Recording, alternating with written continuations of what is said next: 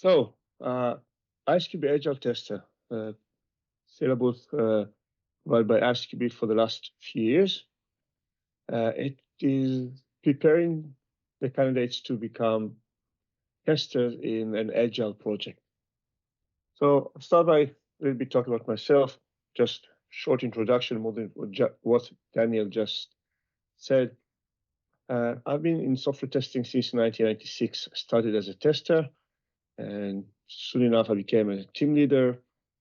I've worked mostly as a test manager for the past 20-something years. Last few years, I am an independent consultant and trainer. In the last couple of years or so, I've been working with Tesena as well on giving ISTQB courses. I was focused on testing, never focused on a specific domain. That's why my experience comes from various domains. Here in Norway, where I live today, I worked in the oil and gas business. Before I worked in defense and networks, home security, online media verification, and I think some other things I can't remember. As Daniel said, I'm the current treasurer of the ISTQB. If you ever want to contact me with questions about testing, with advices, or any other services, you can either contact me via my email here or contact Tesena and we'll work together. Today we'll talk about a few things. First of all, I'll talk about the course and the exam a little bit. We'll recall what Agile is and some principles and best practices that you will learn more if you join our course. So, the ISTQB Agile Testers. The course is a 2-day course, maybe a bit 1.5 day course, which focuses a lot on group exercises and discussions. Of course, when we do it online, sometimes it's difficult to do group exercises, but we're trying to bring people together and have them work as a group, just like we do in real Agile projects. The exam itself, which you will take after the course, up to you when to take the exam, or the Tesena will coordinate it. It's a 1-hour exam. If you're not native English speaker, you have 25% more. That means 1 hour, 15 minutes. It's a 40-question exam, all multiple choice. And you need 65% to pass the exam, which is 26 questions. In order to be certified, you have to be certified for ISTQB foundation level first. Okay, so let's dive into Agile now. So what is Agile? Back in 2002, a group of people that are working in software development mostly and testing came together for a weekend in a resort and decided to come up with the idea of Agile. And they said, we are looking for better ways to do software testing. So what is our value? Individuals and interactions over processes and tools, working software over comprehensive documentation, customer collaboration over contract negotiation, and responding to change over following a plan. Now, even though both sides of the equations are important, the ones on the left have more value. Basically, what they say is we are used to projects where we have lots of processes and lots of documentations, and it is very slow. And then we come to the end, and we see that we need to change something, and that's a very heavy process. So let's do it faster. Let's see how we focus on the most important thing, and that is we want to provide working software to our customers. The way we do it is to work together, not to interact by writing long documents, not to interact by emails. Let's work together. Let's sit together, work together, have customers working with us so they see from an early stage what we're doing and they can comment on that. Now, over the years, we learned that there are many approaches to do Agile. Agile is not standard approach. You can't just say, I'm doing Agile. Usually what people do, if they do Scrum, and most people know what Scrum is. And working with people, I realized that many people think that Scrum is Agile and Agile is Scrum. But if you talk about Agile, you talk about Scrum and vice versa. But there are other approaches. Some people work with XP, mostly development. Some people work with Kanban. Some people work with Kanban and Scrum together. Some work with something called design thinking. Okay. At the end, when we want to work Agile, it's about tailoring the approach. I've never encountered a project, an Agile project, that worked exactly by the book. And any Scrum project never work by the book. There is always some adaptation, some tailoring for the specific needs of the project, the product, or the organization. When talking about Agile, there are many methods, but what we do in this course is focus on this level. This is the team level. Okay. This is the team level. So Scrum, Kanban, Scrumban, DevOps. Okay. All the other things like SAFe or a Spotify model are the organization level. If you want to learn about them, you can go to ISTQB website and look for other Agile certifications. There is one that is a new one that is linked somehow to SAFe. So what do we learn in the course? Some principles, some best practices. First one we'll talk about is the whole team approach. As you may know, Scrum or Agile teams are comprised of small number of people working together as a team. There's no team leader. Okay? There is no test manager within the team. We're working in one team together, including all the skills and knowledge that is needed to ensure the success of the project. All the skills and knowledge that are required to test, to develop, to define what is needed from from the product. What features are we going to implement? When and where within the product itself? These teams should be co-located, not just in the same building, not in the same office, preferably sitting in the same open space or bulk of offices next to each other, so they also have a room that they can sit together, have discussions, open discussions, have a board that will show the status at any time, whether it's a digital board presenting something or the old school whiteboard with sticky notes on it. Work with both, they work great, whether it's digital or sticky notes, as long as you can make sure the sticky notes don't fall off the wall. An important aspect of Agile is that we have daily stand-up meetings. Usually in the beginning of the day, every morning, we meet together, the entire team meet together and go through three things. What have we done yesterday? What are we going to do today? And is there anything that blocks out us in any way? Solve that and move forward. Are there any questions about the things that we're going to do? Are there any questions about the things that we've done? Any bugs that were found? Every day, and everything is visible. We always know where we are and what we're supposed to do. Everybody else sees our progress. Everybody else sees the progress of the product. The benefit of this approach is that we have an enhanced communication scheme. We're always there to talk to each other, to ask questions. We don't need to go to another building or another floor or another office. We are in the same place. And I think this is working well even in today's world where we had to stay home in the last couple of years or so. Many of us had to stay home, and people found a way to make this work well, even if they are working from home. By having all the skills, people with the right skills we are leveraging the skills of all participants. We all bring our skills in. We may help each other, support each other with things that other people don't have the right skills for, and we also are able to teach them new skills. The main thing about Agile, and this is why the whole team approach, this is what the whole team approach supports, is that quality is everyone's responsibility, not just the testers.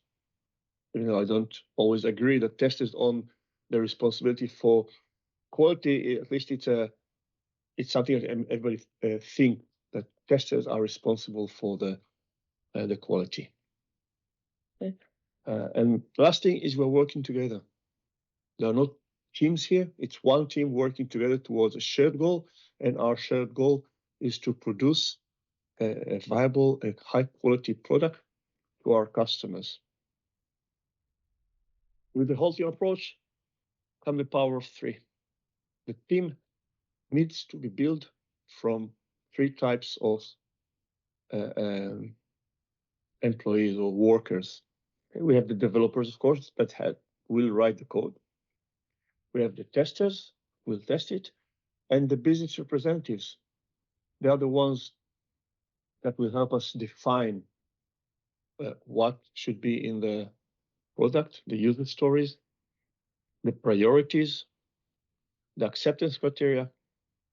How are we going to make sure that what developers have generated, the code they made, is actually what the customer, what the end user really wants. For that, we'll use the acceptance criteria.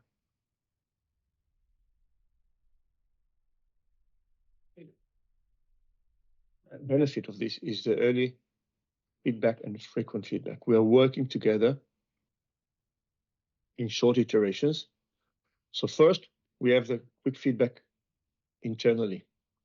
Okay, as soon as the user story is produced, we test it and we give the developers the feedback within those 2 or 3 weeks iterations, whether it's good or not.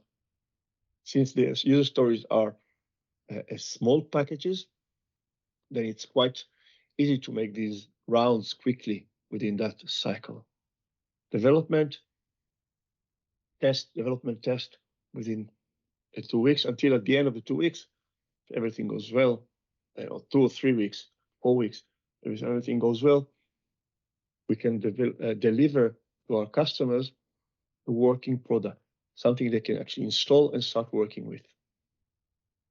And since these are small packages, we can get feedback quite quickly from our customers. Very simple. What is working well? Usually we don't get feedback on that. We just don't hear anything about it. Are there any problems? What are the problems? Also, what needs to be changed? Sometimes even with all the work we've done together with the business representatives, when it comes to the end user, it's not exactly what they wanted. It's not exactly what is solving their problem. So we get a feedback and we can change it quickly. And by the next iteration, the one after that, that feature that was not exactly correct will be fixed. Same goes for revision of priorities. Okay, from iteration to iteration, we get new information, we learn new things about what the user needs, and we change our priority based on that. If any of you worked with vModel before or still working with vModel today, you know how difficult those things are, how difficult it is to introduce a change, how difficult it is to revise the priorities. Okay. I worked a lot in vModel, and I think I worked at the beginning even at a waterfall model. And whenever someone mentioned a change, it was as if we are announcing a war. Everybody was panicking. So, exaggerating a little bit, panicking. What we learned in the course is how testers participate in activities like release iteration planning. Okay? Just like in the traditional way of working, testers have an important role here. Testers will be the only one that will make sure that the system is testable. And I find it, one of the most important things. Very simple. If I can't test it, how can anyone ensure that the developer made the right thing? How can a developer decide that? Okay, so this is something we will, and again, going back to the previous slides, if we're doing that in short iterations within the one iteration, and working on small things that can be changed quickly, can be defined quickly. Risk analysis is also a very important aspect. Okay, this will define the priority, will define depth of testing,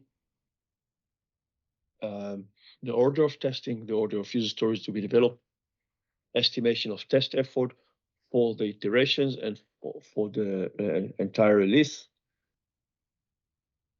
do the test planning, and write acceptance tests for users for the user stories. Okay? All these are, you may think they are traditional things that testers are doing, but when they're doing it in an agile way, it's a constant work. You see that all the time. Every time we plan the iteration, we work on test planning, we write acceptance test, and within the iteration, we actually run the test. Also, the planning, we break down the stories into tasks. Developers have their own tasks, testers have their own tasks. Together, we work to get to the end, to an implementation of user stories. The other aspect that we will talk about is how testers participate in user story creation. The user stories are not created just by those who write the requirement or just by the developers. It's a mutual work. Someone will write the user story itself. Okay. Someone will, or during discussion between all participants, will add some more information. The conversation will be noted here. And then on the back of the card, we write the acceptance criteria. How to test this? What are we going to test? Okay. We call that the 3C concept. We have the card, the conversation, and the confirmation. How are we going to test this?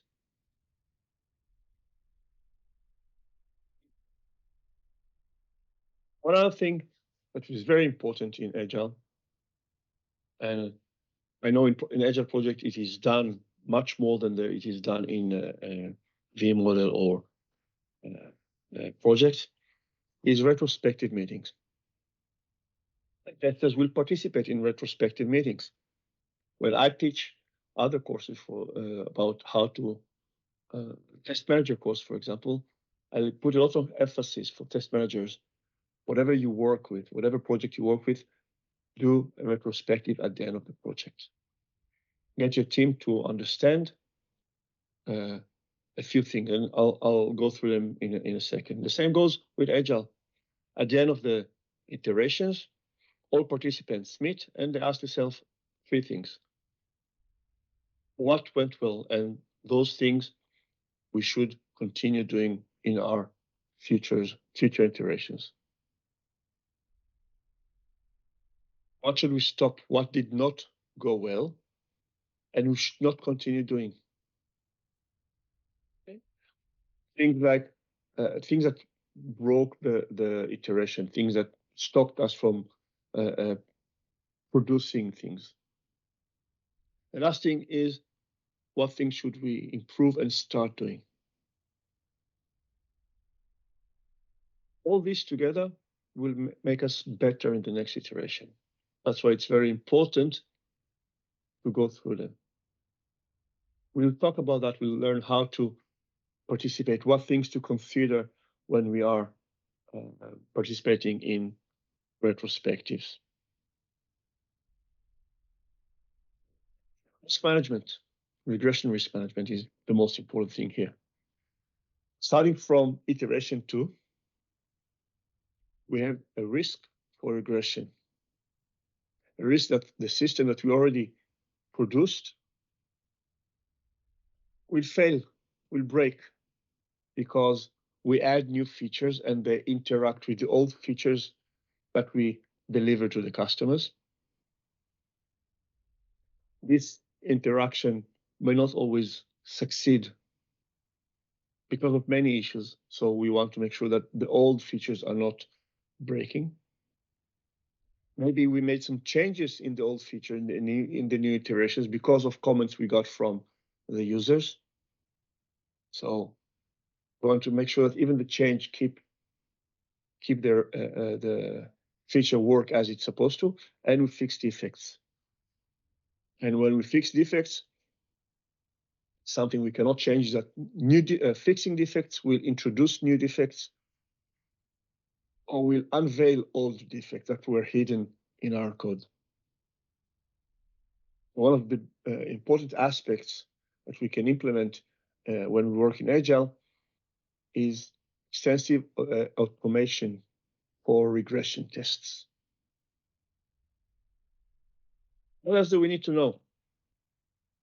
We want to know about skills I want to have, each one of us need to have to be a good Agile tester.